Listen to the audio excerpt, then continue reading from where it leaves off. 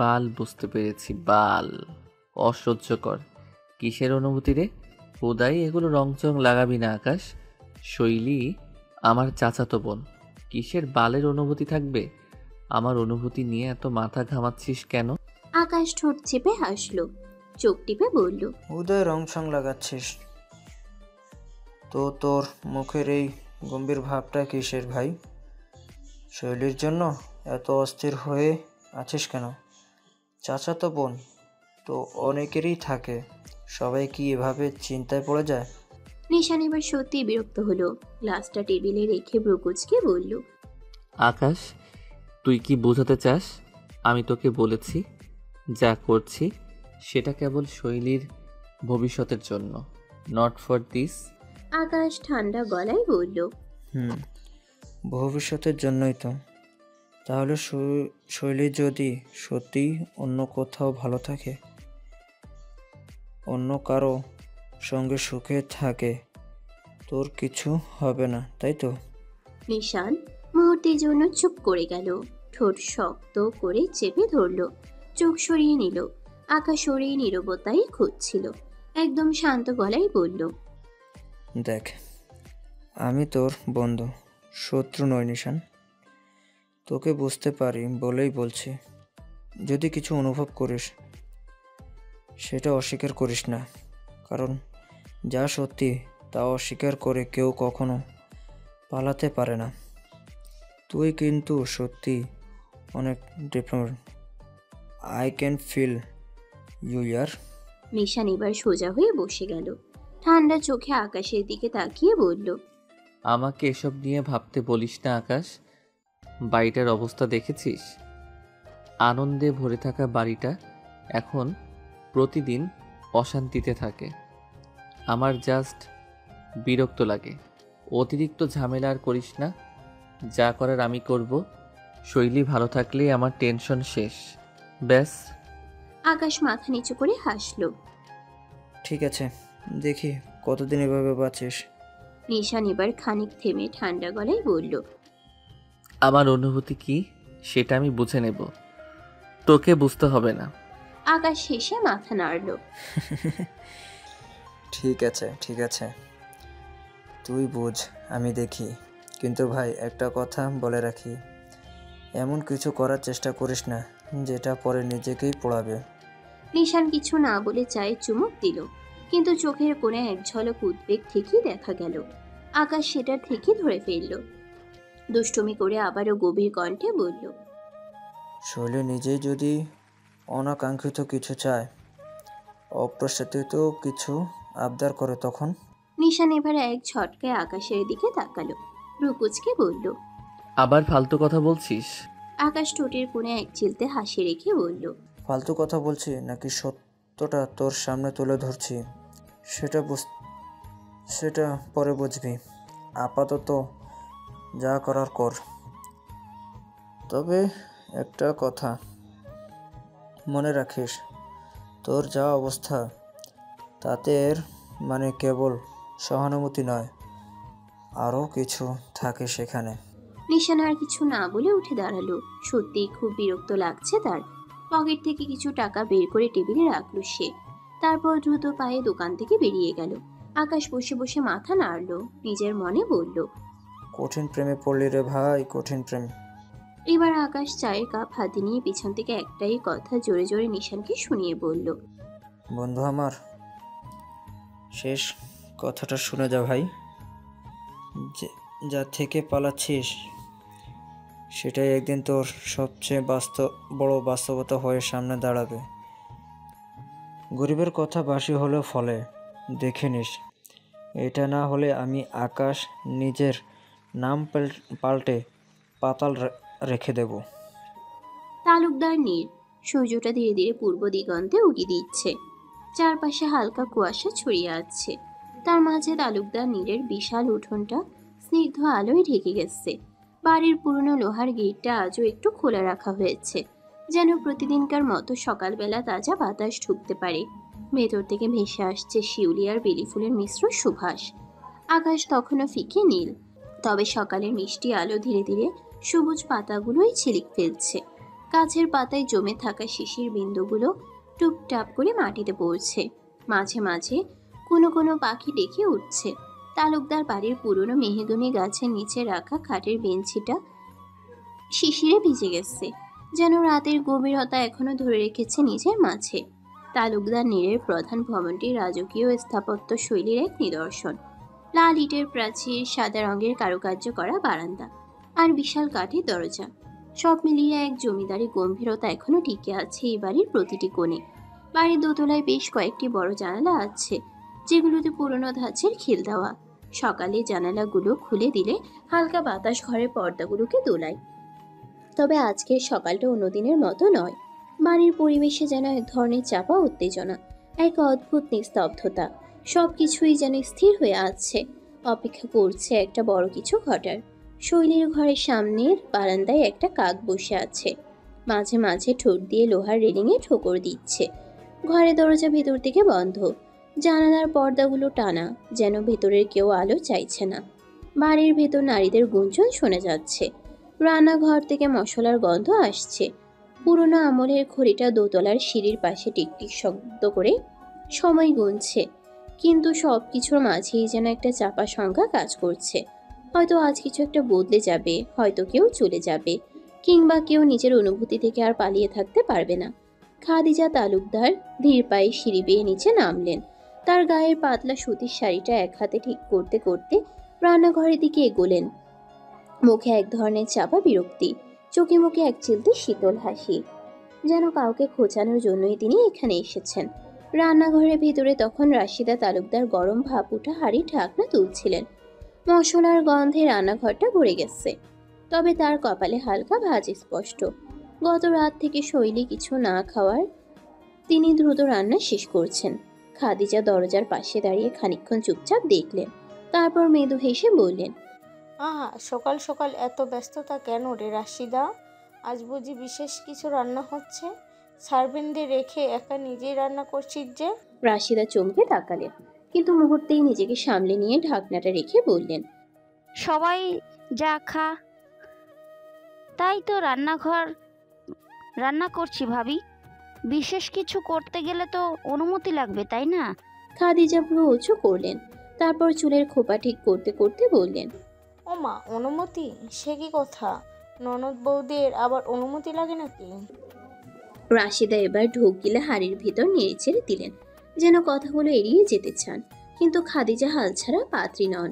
রান্নাঘরের চৌকাঠে হেলান দিয়ে বললেন, এভাবে একা একা রান্না না করে নিজের মেয়েগুলোকেও তো একটু শেখাতে পারিস, বলা তো যায় না? না হলে আবার তোর মেয়েরাও তোর মতো এভাবে বাপের বাড়িতে পড়ে থাকবে। রাশিদার হাত থমকে গেল, হাতা ধরে থাকা আঙ্গুলগুলো শক্ত হয়ে উঠল, কিন্তু মুখে কোনো প্রতিক্রিয়া ফুটিয়ে তুললেন না। হাড়ির ভাপ উঠতে থাকলো। ঘরের ভেতর গরম মশলার গন্ধ আরো গাঢ় হয়ে উঠল, আর সেই গন্ধের ভেতর খাদিজার কথার শীতল ব্যঙ্গ যেন আরো তীক্ষ্ণ হয়ে বিঁধতে লাগলো। রাশিদা ধীর গতিতে হাড়ির ঢাকনা চাপা দিলেন, তারপর চোখ নামিয়ে বললেন, ভাবি, মেয়েরা বাবার বাড়িতে থাকলে কি খুব দোষের হয়? এই বাড়িতেও তো অনেকেই অনেক বছর ধরেই থাকছে। তারা কি সবাই অন্যের ঘরে গিয়ে সুখে আছে? খাদিজা চোখ ছোট করে রাশিদার দিকে তাকালেন, কটাক্ষ মিশিয়ে বললেন। রাশিদা এবার মুখ তুলে তাকালেন, তার চোখে সেই শান্ত অথচ ধারালো দৃষ্টি। কপাল তো আসলে সবারই নিজস্ব হয় ভাবি। কেউ সেটা গর্বের সাথে রয়ে বেড়ায়, কেউ আবার অন্যের ভাগ্যে নিয়ে মাথা ঘামিয়ে নিজের সময় নষ্ট করে। খাদিজার মুখে হালকা বিরক্তির ছাপ ফুটে উঠল। চুলের খোপাটা ঠিক করে পল্লবিত হাসি দিয়ে বললেন, তাহলে সময় নষ্ট না করে তোর মেয়েদের একটু গাইড করিস, না হলে ভবিষ্যতে ওদের জায়গা ঠিক কোথায় হবে সেটা কিন্তু সময় বলে দেবে। রাশিদা এবার সত্যি সত্যি হাসলেন, তবে সে হাসির মধ্যে একটা গোপন তাচ্ছিল্য লুকিয়েছিল। তুমি তো বলো ভাবি, সময় সব বলে দেবে, তাই আমিও অপেক্ষা করে দেখি সময় কাকে কোথায় বসায়। খাদিজার মুখ শক্ত হয়ে গেল, কিন্তু মুখে আর কিছু বললেন না। রান্নাঘরের গরম বাতাসের মধ্যে কথাগুলো আরও গরম হয়ে উঠেছিল। কিন্তু ঠিক এই মুহূর্তে রাশিদার কাছে এর জবাব দেওয়ার কিছু ছিল না। তিনি আবার হাঁড়ির ঢাকনা তুললেন, আর খাদিজা এক দৃষ্টিতে তাকিয়ে থেকে ঠোঁট বাঁকিয়ে ধীর পায়ে রান্নাঘর থেকে বেরিয়ে গেলেন। উপরতলার করিডোরে দাঁড়িয়ে থাকা শৈলী এতক্ষণ ধরে সব শুনেছে, চোখ নামিয়ে রেখেছে মেঝের দিকে, কিন্তু মনের ভেতর যেন প্রচণ্ড ঝড় বইছে। খাদিজা তালুকদারের প্রতিটি কথার আঘাত ঠিক যেন ওর বুকের ভেতর এসে বিচ্ছিল। রাশিদা তালুকদার তো এই বাড়িরই মেয়ে। সে যদি এমন অবহেলিত হতে পারে, তবে শৈলীকে যে ওরা এখনো মেরে ফেলেনি এটাই অনেক। শৈলী দাঁতে দাঁত চেপে নিজেকে শক্ত রাখার চেষ্টা করলো, কিন্তু গলার কাছে দলা পাকানো কান্নাটা আটকে রাখা গেল না। তার দৃষ্টি নিচের দিকে পড়ে থাকা রান্নাঘরের সাদা আলোয় আটকে গেল। রাশিদা এক হাতে হাড়ির ঢাকনা সরিয়ে রেখেছেন, অন্য হাতে কপালের ঘাম মুছছেন। এক মুহূর্তের জন্য চোখ তুলে তাকাননি, যেন এসব কথায় তার কিছুই যায় আসে না। কিন্তু শৈলী জানে যায় আসে, খুব ভালো করেই জানে। চোখের কোণে জমে থাকা অশ্রু গাল বেয়ে নামতে লাগলো। ঠোঁট কামড়ে চেপে ধরলো শৈলী, কোনো শব্দ যেন বের না হয়। আজ আর চিৎকার করতে ইচ্ছে হলো না, আজ শুধু খুব ক্লান্ত লাগছে। এই বাড়ির প্রতিটি দেয়াল, প্রতিটি করিডোর তার চেনা, তবুও কোথাও যেন একটুও জায়গা নেই ওর। কাঁদছিস কেন? পেছন থেকে আসা খুব পরিচিত সেই কাঙ্ক্ষিত কণ্ঠস্বর শৈলীকে থমকে দিল। তৎক্ষণাৎ হাত মুঠো হলো তার। এই কণ্ঠ যে তার খুব পছন্দের। চোখ খিচে চোখে থাকা অবশিষ্ট পানিটুকু ফেলে হাত দিয়ে মুছে ফেলল শৈলী। ধীর গতিতে ফিরে তাকালো নিশানের দিকে। নিশান কেবলই মুখ হাত ধুয়ে ঘর থেকে বেরিয়েছিল, কিন্তু সিঁড়ির কাছে এসে শৈলীকে রেলিংয়ে হাত দেখে নিচের দিকে তাকিয়ে খানিক কাঁপতে দেখে সে বুঝলো হয়তো শৈলী কাঁদছে। তাই সময় নষ্ট না করে এগিয়ে এসে এই প্রশ্নটা ছুড়ে দিল তার দিকে। শৈলী প্রতিবারের মতো এবারও নিজের দৃষ্টি সচল রাখতে পারল না। বেহায়ার মতো চলন্ত চোখের মনি উপর নিচ নিশানকে দেখেই ঢোক গিলল। মাথা নিচু করে হাত কসলাতে শুরু করলো সন্তর্পণে। নিশানের সুঠাম দেহে এঁটে থাকা কালো শার্ট তাকে বরাবরই মুগ্ধতায় ফেলে দিয়েছে। কিন্তু এই সকাল সকাল সে ফর্মাল ড্রেসে কেন? নিশান এক কদম এগিয়ে এসে আবারও শুধালো, বললি না তো কাঁদছিলি কেন? শৈলী নাক টেনে বলল, কাঁদছিলাম না নিশান ভাই। আমাকে বলদ মনে হয়? শৈলী দুদিকে মাথা নাড়ালো, বিড়বিড় করে বলল, আপনার মতো সিংহকে থোড়াই না বলদ মনে হবে। নিশান দুহাত বুকে গুজে আবারও বলল, তোর মতো গাধা মনে হয়? শৈলী একইভাবে দুদিকে মাথা নাড়ালো। হুম। নিশান ঠোঁট বেঁকিয়ে একটা ছোট্ট হাসি দিল, তারপর শৈলীর মুখের দিকে তাকিয়ে আরো একধাপ এগিয়ে গেল।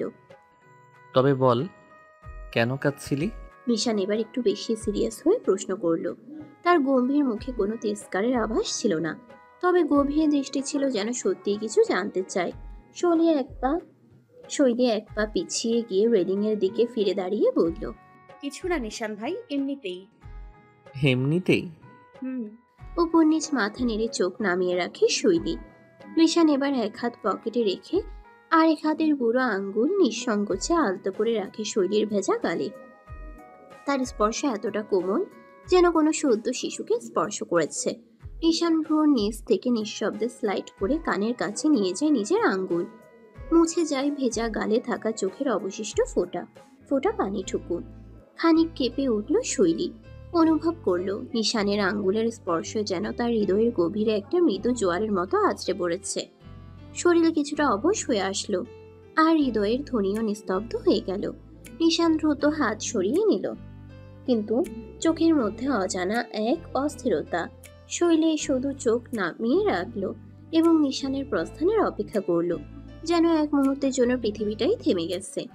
নিশান শৈলীর মুখের দিকে তাকিয়ে কিছুক্ষণ চুপচাপ দাঁড়িয়ে রইল। তার চোখে কোনো প্রশ্ন ছিল না, তবে গলায় কিছুটা অস্থিরতা ফুটে ওঠে, যেন সে নিজেই জানে না কেন এই চুপচাপ পরিবেশে তাকে আরো কিছু করতে হবে।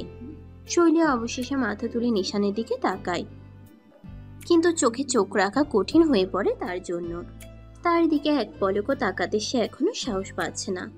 নিশান কিছুটা থেমে গিয়ে শৈলীর চোখের দিকে গভীরভাবে তাকিয়ে বলল, শৈলী, কখনো কখনো কিছু অনুভূতি শব্দে প্রকাশ করা যায় না, বুঝতে পারিস? মনে হয় কিছু কথাই থাকে যা কেবল সময় ও পরিস্থিতি দিয়েই অনুভব করা যায়, কিন্তু কখনো বলা হয় না। হালকা একটা দীর্ঘশ্বাস ফেলল নিশান, তারপর নিজের হাত পকেটে ভরে দিল। তবে যখন তুই কষ্ট পাস, চোখের পানি ফেলিস, আমি অনুভব করি তোর আঘাত, তোর যন্ত্রণা, সব কিছু। মাঝে মাঝে মনে হয় যেন আমি ঠিক কিছু একটা করতে পারতাম, কিন্তু হয়তো কিছু কিছু জিনিস অজান্তেই ঘটে যায়, আর আমরা কিছুই বদলাতে পারি না।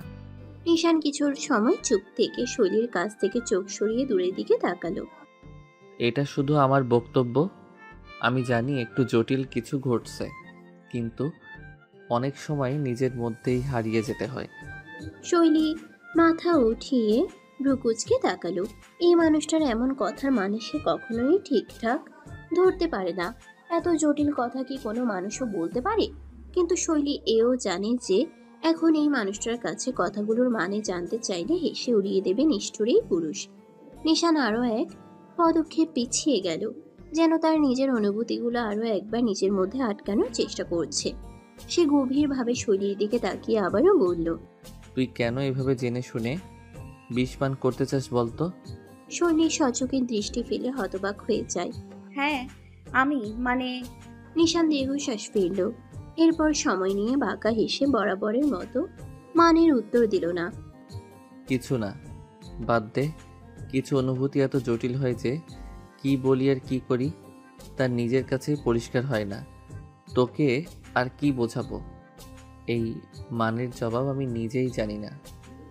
শৈলী অবাক চোখে তাকিয়েই রইল মানুষটার দিকে। এই জটিল মানুষ যে অঙ্কের থেকেও জটিল। এই মানুষটাকে কি কেউ কখনো বুঝতে পারবে না? কেউ কি নেই যে এই মানুষটার জটিলতা বুঝতে পারবে? প্রশ্ন রয়ে যায় শৈলীর কোমল মনে। অঙ্কের জটিলতা তো ক্যালকুলেটর দিয়ে সমাধান করা যায়, কিন্তু নিশান নামক এই পুরুষের জটিলতা কিভাবে সমাধান হবে? নিশান এবার চলে যেতে উদ্যত হয়। শেষবারের মতো যাওয়ার আগে নরম কণ্ঠে বলল, কখনো কখনো কিছু অনুভূতি প্রকাশ করে দুর্বল হওয়ার চেয়ে নীরব হয়ে দূর থেকে অনুভব করাটা অনেক বেশি স্বস্তি দেয় শৈলী।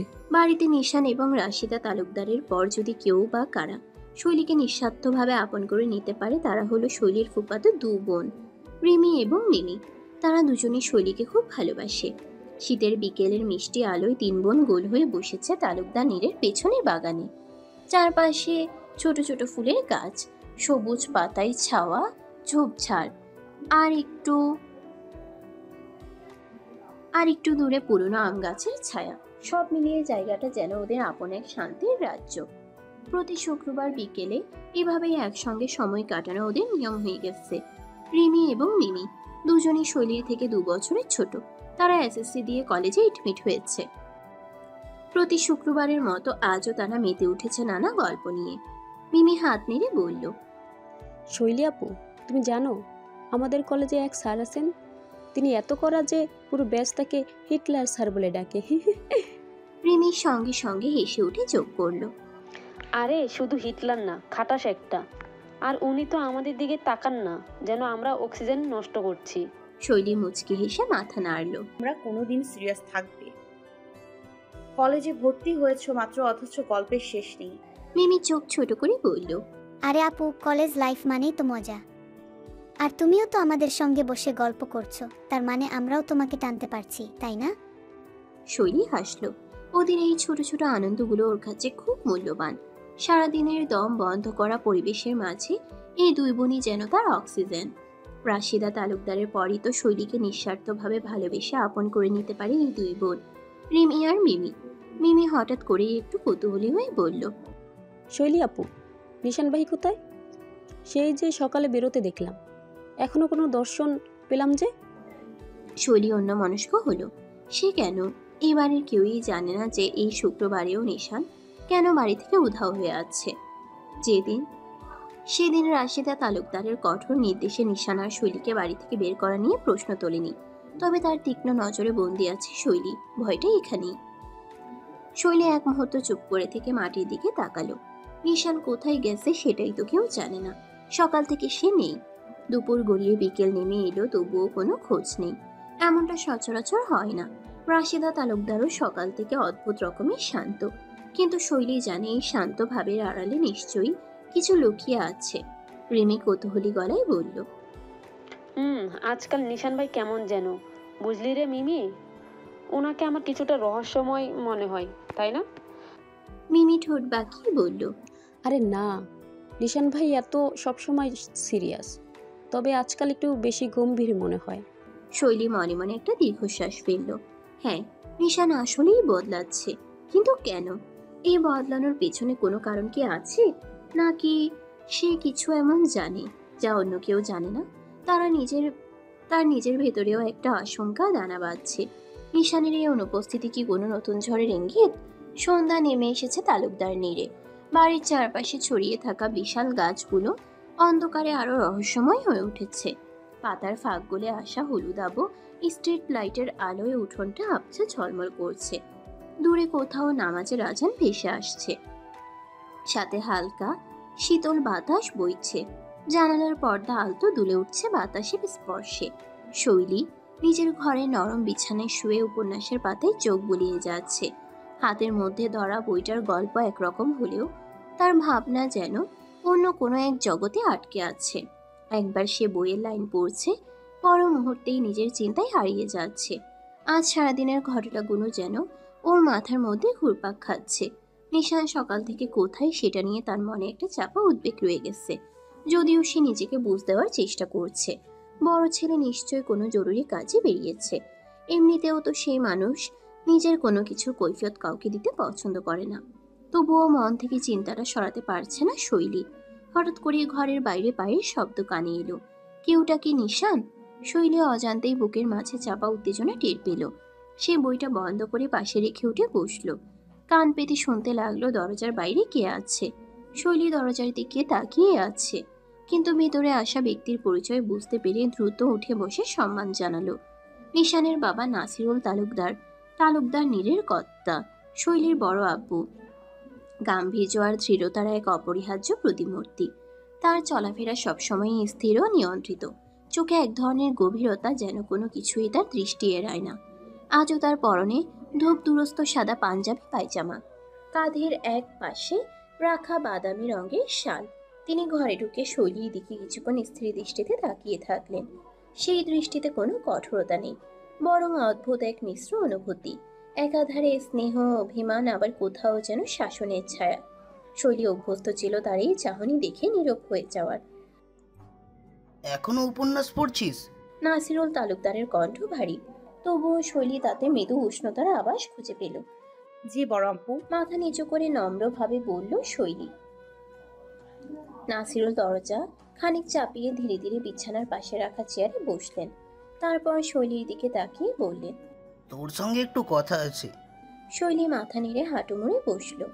নাসিরুল তালুকদার এক মুহূর্ত নীরব রইলেন। তারপর যেন কোনো কঠিন সিদ্ধান্ত নিয়ে শৈলীর দিকে তাকালেন। তার গভীর চোখের দৃষ্টিতে অদ্ভুত এক স্নেহ, অনুশোচনা আর একরা সব একটা কথা। তিনি ধীরে ধীরে হাত বাড়িয়ে শৈলীর মাথায় রাখলেন। তারপর খুব নিচু গলায় বললেন, হাসরের ময়দানে আমায় ক্ষমা করিস। শৈলী চমকে তাকিয়ে চোখ বড় করল। নাসিরুল ফের বললেন, আমি জানি তুই কষ্ট পাস, তোর প্রতি অনেক অন্যায় হয়, আর আমি চাইলেও কিছু করতে পারি না। শৈলী বিস্ময়ে তার বড় আব্বুর দিকে তাকিয়ে রইল। এই শক্তপোক্ত মানুষটা, যিনি পুরো তালুকদার পরিবার সামলান, আজ তার কণ্ঠে স্পষ্ট দুঃখ আর অপরাধ বোধ। এমনিতেও শৈলী জানে যে নাসিরুল তাকে খুব ভালোবাসে, কিন্তু খাদিজা তালুকদারের কঠোর অভিব্যক্তি তাকেও মাঝে মাঝে দমিয়ে দেয়। আমি কখনো চাইনি তোকে কি অবহেলা করুক, এই বাড়িতে থাকা নিয়ে প্রশ্ন তুলুক, কিন্তু দীর্ঘশ্বাস ফেললেন নাসিরুল। সবকিছু তো আমার হাতে নেই। শৈলী জানে সবকিছু বলতে তিনি কাকে বোঝাচ্ছেন। এই পরিবারের একচ্ছত্র ক্ষমতা যে খাদিজা তালুকদারের হাতে, তা নতুন কিছু নয়। নাসিরুল তালুকদার এবার শৈলীর কাঁধে হাত রেখে গলা আরো নরম করলেন। আজ তোর মায়ের জায়গায় যদি আমার বউ থাকতো, তাহলে কি এমন হতো রে? আমি জানি না আর কতদিন তোকে এসব সহ্য করতে হবে, কিন্তু আমি চাই খুব তাড়াতাড়ি যেন তোর একটা ভবিষ্যৎ তৈরি হয়ে যায়। আমি তোর জন্য কিছুই করতে পারি না। এই কষ্ট আমাকেও পোড়ায় রে। কিন্তু মনে রাখিস, একদিন সব ঠিক হয়ে যাবে, অবশ্যই ঠিক হবে। শৈলীর গলা শুকিয়ে এলো। নাসিরুল তালুকদার তার সাথে খারাপ আচরণ না করলেও কখনো এমন কথা বলেনি আগে। সে কিছু বলতে গিয়েও পারল না। শুধু নিঃশব্দে মাথা ঝুঁকিয়ে বড় আব্বুর হাতের স্পর্শ অনুভব করলো, যে স্পর্শে ছিল একসঙ্গে না বলা হাজারো স্নেহের আশ্বাস। মিমি বিছানায় উপর হয়ে শুয়ে ফোনের স্ক্রিনে তাকিয়ে আছে, চোখে মুখে একরাশ আবেগ। ঈশানের ছবিটা সে যতবারই দেখুক ততবারই একটা অদ্ভুত অনুভূতি কাজ করে তার ভিতর। ফোনের স্ক্রিনে আঙ্গুল বুলিয়ে মিমি বলল, নিশান ভাই, আপনি জানেন না, তাই না, কেউ একজন আপনাকে লুকিয়ে লুকিয়ে ভালোবাসে। একটা চাপা শ্বাস বেরিয়ে এলো তার ঠোঁটের ফাঁক দিয়ে। কেন জানি না, আপনি যখন গম্ভীর হয়ে থাকেন তখন আরও বেশি ভালো লাগে। হাসলে তো মনে হয় পুরো দুনিয়া থমকে গেছে। মিমি ফিসফিস করে বলল, যেন নিশান শুনতে পেলে বিপদ হয়ে যাবে। সে এক মুহূর্ত চুপ করে থাকলো, তারপর ছবিটার দিকে এক দৃষ্টিতে তাকিয়ে বিড়বিড় করলো। মিমি একবার ফোনের স্ক্রিনে তাকায়, একবার আয়নায়।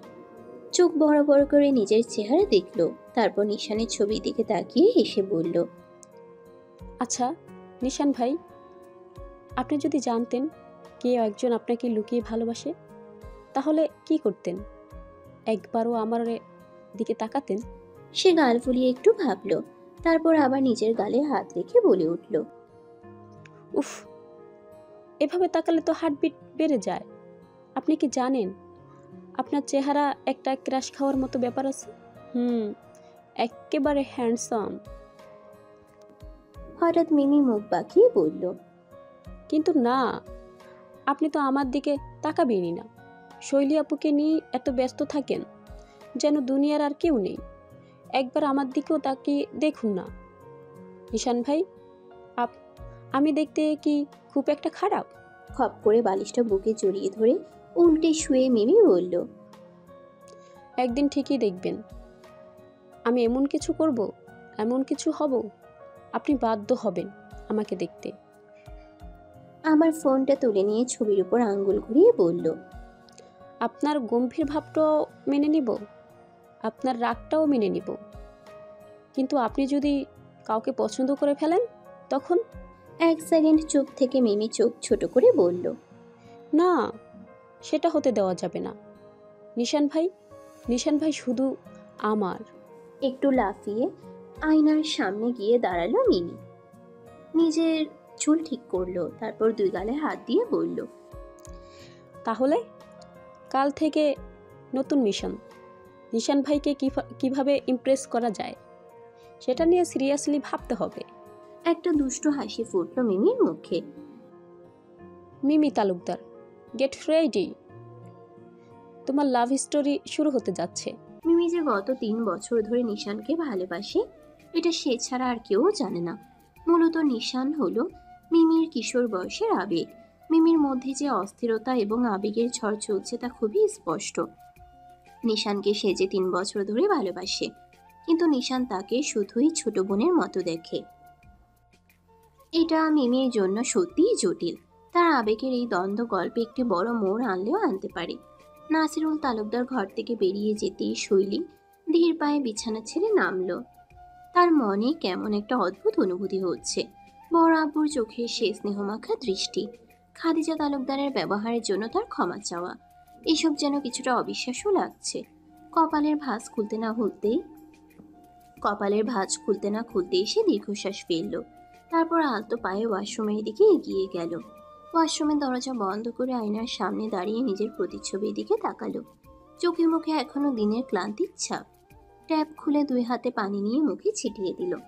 ঠান্ডা পানি গাল বেয়ে নামতে থাকলো। শৈলী এক মুহূর্ত চোখ বন্ধ করে রইল। নিজেকে একটু শক্ত করতে হবে। গভীর নিঃশ্বাস ফেলে মুখের পানি মুছে আয়নার দিকে তাকালো। আয়নার মধ্যে সে যেন আরেকটা শৈলীকে দেখলো, একটা ক্লান্ত, একা, কিন্তু ভেতরে ভেতরে ভয়ঙ্করভাবে শক্ত হতে থাকা শৈলী।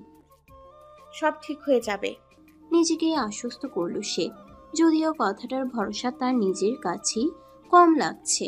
সদর দরজার কলিং বেলের শব্দে পুরো বাড়ি খানিক নীরব হয়ে গেল। মিমি তখনও ফোনের স্ক্রিনে নিশানের ছবির দিকে মুগ্ধ চোখে তাকিয়েছিল, কিন্তু হঠাৎ বেলের শব্দে চঞ্চল হয়ে উঠল। কে এলো এই রাতে? নিজেকে এই প্রশ্ন করলো সে, কিন্তু হঠাৎ নিশানের আসার কথা মনে পড়তেই অপেক্ষা না করেই বিছানা থেকে লাফ দিয়ে উঠল মিমি। নিঃশব্দে দরজার কাছে যাওয়ার বদলে একেবারে ছোটখাটো দৌড় শুরু করলো সে। সিঁড়ির কয়েক ধাপ একসাথে পেরিয়ে দ্রুত নিচে নামতে থাকলো। তার ভেতরে অদ্ভুত এক উত্তেজনা কাজ করছে। নিশান হবে নাকি? নিচে নেমে প্রায় নিঃশ্বাস আটকে দরজার হাতল ধরে দ্রুত টেনে খুলে ফেলল মিমি। দরজার ওপাশে দাঁড়িয়ে থাকা ব্যক্তিকে দেখে তার হৃদয় স্পন্দন মুহূর্তের জন্য থমকে গেল। নিশান ক্লান্তি মাখা মুখটা নিয়ে দাঁড়িয়ে রয়েছে। মিমি দরজা খুলেই মুখ ভরা হাসি নিয়ে বলল, নিশান ভাই, এত রাতে এলেন? জানেন, আমি ভাবছিলাম যে আজ আপনি আসবেন না। কিন্তু নিশানের মুখের ভাব একটুও পরিবর্তন হলো না। তার ভ্রু কুঁচকে রইল, চোখে যেন খানিক অস্বস্তি। নিশান ভেবেছিল প্রতিদিনের মতো শৈলী দরজা খুলবে। দীর্ঘশ্বাস ফেলে কোনো উত্তর না দিয়ে সে ভিতরে ঢুকতে থাকলো। কিন্তু মিমির চোখ চকচক করছিল। আজ অনেকদিন পর নিশান ভাইকে এত কাছ থেকে দেখছে, তাও শুধু তার দরজা খোলার অপেক্ষায় ছিল যেন।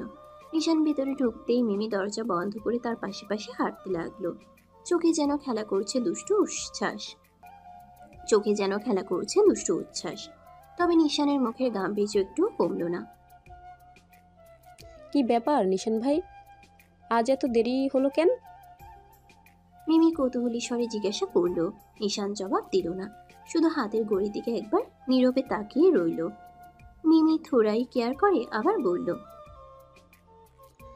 আপনাকে আজ বাসায় আসতে দেখে ভালো লেগেছে। জানেন, আজ বিকেলে আমরা 3 বোন মিলে কত গল্প করলাম। আপনি থাকলে আরো ভালো হতো। নিশান এবারও কোনো প্রতিক্রিয়া দেখালো না, যেন কিছু শোনেইনি। তবে তার চোখ আশেপাশে একবার ঘুরে নিল। মিমি খানিকটা হতাশ হয়ে বলল, আপনি এমন চুপচাপ কেন? নাকি মুড অফ? নিশান এবারও কিছু বলল না, কেবল তার চোয়াল শক্ত হলো একটু। মিমির ঠোঁটের কোণে হাসি খেলল, কিন্তু সে দ্রুত নিজেকে সামলে নিয়ে বলল, আপনি কি খেয়েছেন? চাইলে কিছু এনে দিতে পারি। নিশান হালকা মাথা নাড়িয়ে বলল, না, লাগবে না। তারপর আর এক মুহূর্ত দাঁড়ালো না, সোজা নিজের ঘরের দিকে হাঁটা দিল। মিমি চুপচাপ তাকিয়ে থাকলো, চোখে একরকম জেদ। নিশান ভাই হয়তো বুঝতেও পারে না সে কতটা আগ্রহ নিয়ে প্রতিদিন তাকে নিয়ে ভাবে। মিমি এক মুহূর্ত দাঁড়িয়ে থেকে নিশানের ঘরের দরজার দিকে তাকালো। তারপর হঠাৎ যেন মাথায় একটা বুদ্ধি এলো। চটপট পায়ে নুপুর বাজিয়ে রান্নাঘরের দিকে ছুটল। নিজের মুখে না বললেও নিশান ভাই পানি খাবেন না? এটা কি হয়? নিজেকেই বলল মিমি, ঠোঁটে হাসির ঝিলিক। রান্নাঘরে গিয়ে দ্রুত একটা গ্লাসে পানি ঢাললো। তারপর নিজের অভ্যাস অনুযায়ী একটু আয়নার সামনে দাঁড়িয়ে চুল ঠিক করলো। পানির গ্লাস হাতে নিয়ে নিশানের ঘরের দিকে এগোতেই মনে মনে কেমন একটা রোম্যান্স কাজ করলো। কিন্তু দরজার সামনে গিয়ে একটু ইতস্তত করলো। নিশান কি বিরক্ত হবে? এক মুহূর্ত ভাবলো, তারপর নিজেই নিজেকে বোঝালো, আমি তো কোমল পানি নিতে এসেছি, এতে এত ভাবার কি আছে? অবশেষে দরজায় কড়া নাড়ল। ভেতর থেকে নিশান ভ্রু কুঁচকালো। সে জানে কি কড়া নাড়ছে।